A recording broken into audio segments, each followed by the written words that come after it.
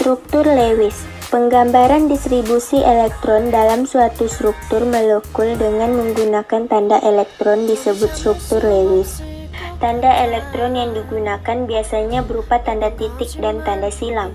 Nah, sekarang coba diperhatikan contoh pembentukan ikatan kovalen tunggal pada senyawa CH4 berikut ini. Konfigurasi elektron atom 6C sama dengan 2,4. Jadi, atom C memiliki 4 elektron valensi pada pembentukan CH4.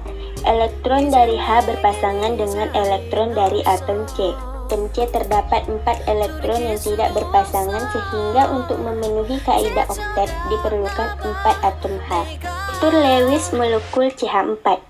Pada setiap atom H yang dilingkari terdapat 2 elektron atau duplet. Dan pada atom C yang dilingkari terdapat 8 elektron atau oktet.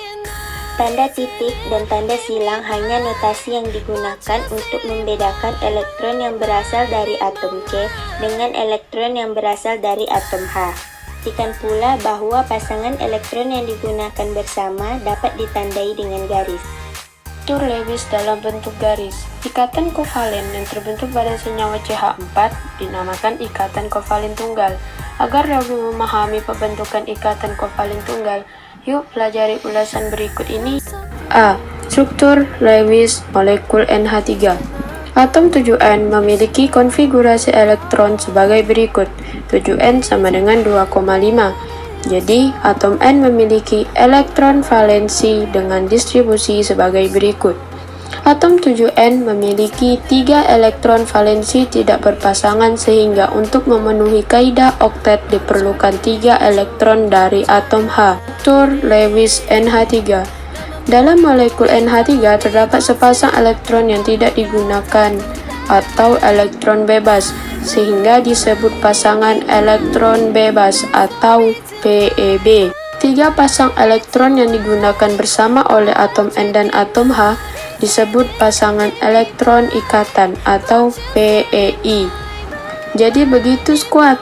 Konsep struktur Lewis itu merupakan penggambaran dari distribusi elektron dalam suatu struktur molekul dengan menggunakan tanda elektron. Biasanya, tanda yang digunakan berupa tanda titik dan tanda silang. Ikatan kovalen. Apa itu ikatan kovalen? Ikatan kovalen adalah ikatan yang terjadi antara 2 atau lebih atom non-logam dengan pemakaian elektron secara bersama. 2 atom yang berikatan tersebut akan ditarik pada pasangan elektron yang sama. Contohnya adalah ikatan yang terjadi pada molekul H2. Itulah mengapa ikatan kovalen disebut juga sebagai ikatan molekul. Syarat terjadinya ikatan kovalen yaitu 1. Terjadinya antar unsur-unsur non-logam. Kedua, terjadi jika perbedaan keelektronegatifan antara unsur-unsur yang berkaitan kecil. Oh iya, ikatan kovalen dapat dibedakan menjadi 3, yaitu berdasarkan banyaknya elektron yang digunakan saat kedua atom berikatan, dan terakhir, dilihat berdasarkan muatan yang ada di dalam molekul akibat distribusi elektron ikatan. Ikatan kovalen tunggal. Ikatan kovalen tunggal merupakan ikatan yang hanya melibatkan sepasang elektron untuk digunakan bersama. Berarti, masing-masing atom hanya saling memberikan 1 elektron untuk dapat digunakan bersama. Kamu bisa lihat contohnya pada molekul H2O.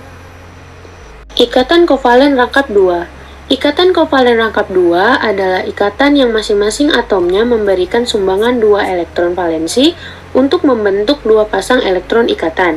Hal itulah yang membuatnya menjadi ikatan rangkap 2. Contohnya adalah O2 dan CO2. Kovalen koordinasi. Kovalen terjadi penggunaan bersama pasangan elektron ikatan untuk mencapai kestabilan konfigurasi elektron seperti gas mulia misalnya pada senyawa HCl, hidrogen, dan klorin. Masing-masing memasangkan satu elektron valensinya untuk digunakan bersama sehingga membentuk ikatan kovalen tunggal. Contoh lainnya pada senyawa O2.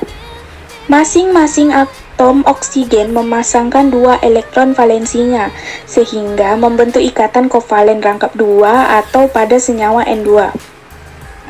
Masing-masing atom nitrogen memasangkan 3 elektron valensinya sehingga membentuk ikatan kovalen rangkap 3. Namun, bagaimana jika pasangan elektron yang dipakai pada ikatan kovalen berasal hanya dari salah satu atom saja? Mungkinkah ini terjadi berdasarkan gejala kimia? Hal ini ternyata dapat terjadi pada senyawa yang memiliki ikatan kovalen koordinasi, di mana ikatan kovalen koordinasi didefinisikan sebagai ikatan kovalen di mana pasangan elektron yang dipakai bersama hanya disumbangkan oleh satu atom, sedangkan atom yang satu lagi tidak menyumbangkan elektron. Yang harus diingat adalah ikatan kovalen koordinasi ini hanya dapat terjadi jika salah satu atom mempunyai pasangan elektron bebas, contohnya ion amonium atau NH4+, terbentuk dari amonia atau NH3 dan ion hidrogen atau H+ melalui ikatan kovalen koordinasi.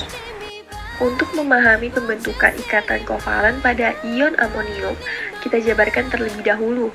Ikatan yang terbentuk pada senyawa NH3 yang nitrogen dengan nomor atom 7, konfigurasi elektronnya adalah 25, sehingga elektron valensinya adalah 5 dan lambang Lewisnya dapat kita gambarkan. Nah, kemudian untuk hidrogen dengan nomor atom 1, konfigurasinya adalah 1, sehingga elektron valensinya adalah 1.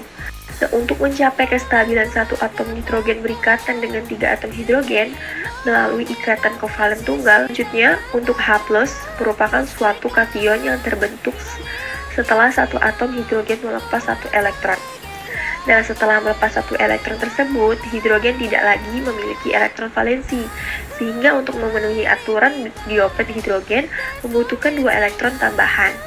Nah, hal ini dapat tercapai apabila ion H+ berikatan dengan NH3, di mana NH3 akan menyumbangkan pasangan elektron bebasnya untuk digunakan bersama.